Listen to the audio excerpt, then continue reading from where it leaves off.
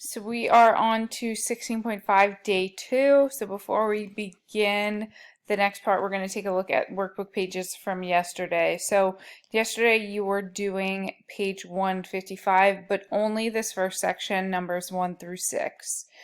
So 2 hours after 8 p.m. would be 10 p.m.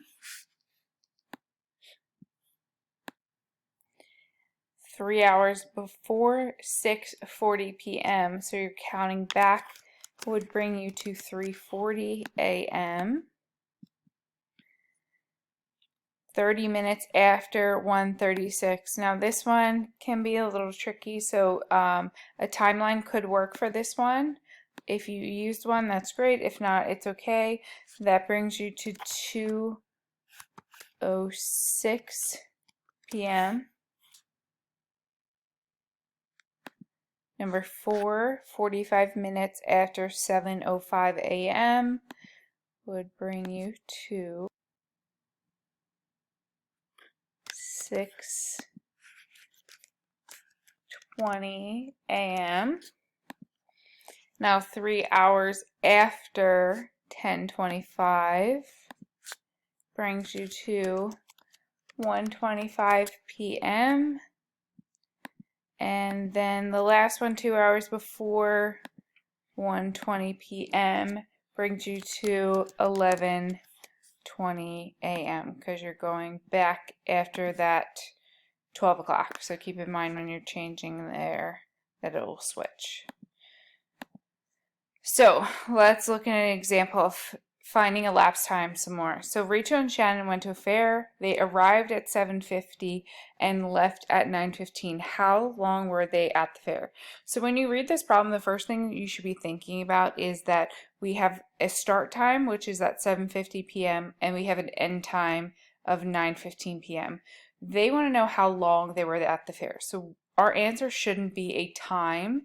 It should be an amount of hours and minutes.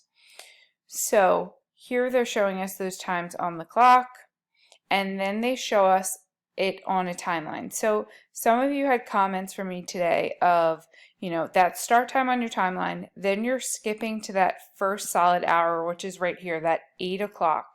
So that is your go-to always. Your first jump, which is right here, that first jump or your first skip, should be to that first solid hour. Okay, now, then what I like to do is check in on my end time. My end time is 9:15. So going from 8 to 9:15 would be too big of a jump here. So we're going to jump 1 hour to that hour before our end time. Okay, so basically you're thinking the opposite. Here's our start time, we jump to the next solid hour. Here's our end time, we jump back to the previous solid hour, which was 9 p.m. And then we do all of our jumps and then add up our time to get the amount of time that has passed. So we have our 10 minutes plus the 1 hour jump plus the 15 minutes jump to get a total of 1 hour 25 minutes that they were at the fair. So Kevin had a birthday party. What time did the guests arrive? What time did they leave? So here they're giving us kind of double time work here. Okay, so they're telling us that it's 2:35 p.m., but they arrived 25 minutes, and we need to use past or to. So we're thinking how many minutes past an hour or how many minutes to the next hour. So if it's 12:35, that means it's 25 minutes to 3. So that means they arrive at 2:35, which they have in for us here. Then they leave 20 minutes, and we need to decide past or to 5, and it's or 5:20. So it's 20 minutes past 5. So that just adds in from that first lesson that we did. So here they have that timeline. So let's look at our timeline here, okay? Start time, end time. So this is the thought process you should be going through. When you're at your start time, you're thinking, what is the next solid hour you would reach? What is the hour after 2:35 p.m.? And that is 3 p.m. And then you want to go to your end time and do the same thing but work backwards. What is that hour right before? If it's 5:20, the solid hour right before is just 5. Then we are going to go through and figure out how many minutes have passed between all of these jumps. So this is why in the beginning of this whole unit we worked on that past and to, because then you look at these two times here and you decide how many minutes to the next hour, which is done right here. So you should look at this and know that it is 25 minutes to the next hour. And then from 3 to 5, okay, 3, 4, 5, that's 2 hours. And then your last jump, 5 to 5:20. Again, this is thinking how many minutes past an hour. So this is 20 minutes. Okay, so this goes all the way back. Remember, we always talk about how each lesson builds upon one another. This goes back to that first lesson, and now we're using those skills. So then we need to put it all together. We have 2 hours, we have 20 minutes, and 25 minutes. We need to add it all together here. So we'll take our 25 minutes,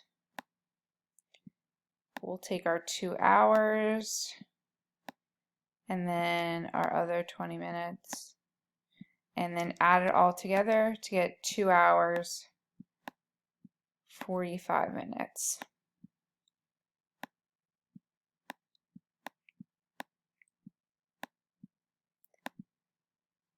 So today you're doing slide 25, let's practice. It's numbers 5 through 8.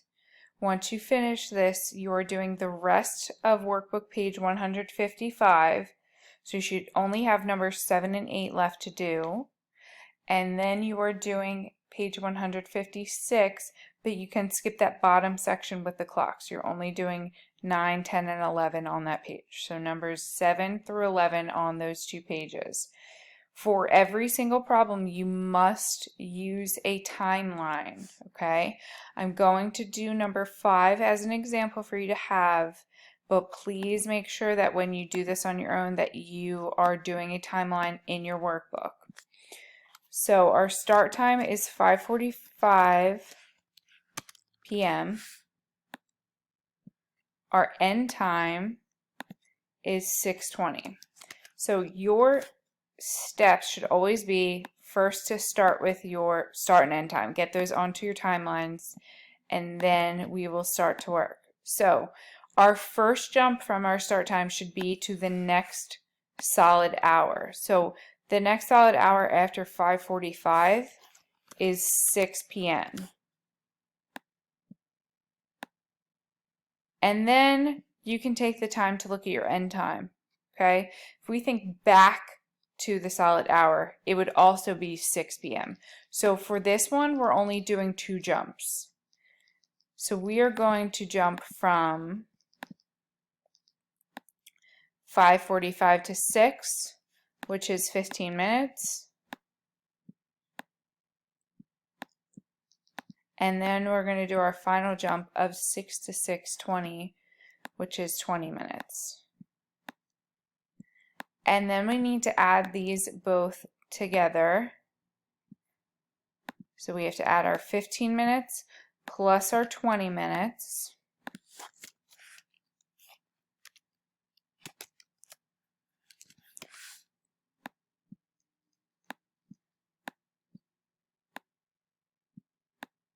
And then feel free to add it off to the side.